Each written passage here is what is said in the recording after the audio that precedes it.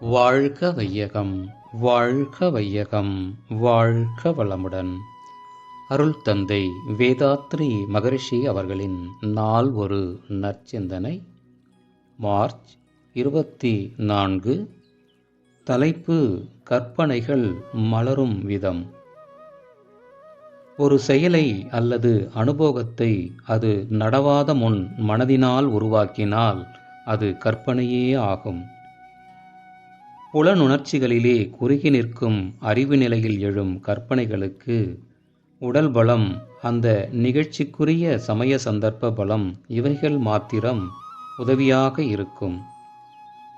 விரிந்த அகண்டாகார ஆராய்ச்சி எல்லையிலே எழும் கற்பனைகளுக்கு இயற்கையில் அமைந்துள்ள எல்லா வகையான பலமும், நீண்ட காலமாக சமுதாயத்தில் தொடர்ந்து வரும் அனுபவங்களும், அக்கால மக்களின் அறிவின் பலமும் ஒன்று சேர்ந்து அவற்றை செயல்படுத்தும் சூழ்நிலைகளை உருவாக்கி அவை செயலாக மலரும்படி செய்யும். புலனடக்கம். முதலாக சித்திரம் எழுத பழகுபவனுக்கு எண்ணத்தில் உள்ளபடி உருவம் அமைவதில்லை.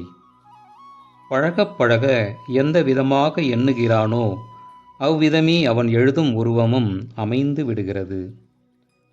ஆராய்ச்சி முடிவுகளில் அறிவின் விழிப்புடன் செயலாற்ற வேண்டும் என முயற்சிப்பவர்களுக்கு இதுபோன்றே ஐம்புலன்களும் உடனே கட்டுப்பட்டு விடா. பழக பழக எதை எண்ணுகிறானோ அதன்படி செயலாற்றும் திறமையும் வல்லமையும் ஏற்பட்டுவிடும். ஆகவே பொறுமையோடு திட மனதுடன் நீடித்து பழகி லட்சிய எல்லையை அடைய வேண்டும். அருள் தந்தை அவர்கள் வாழ்க வளமுடன்.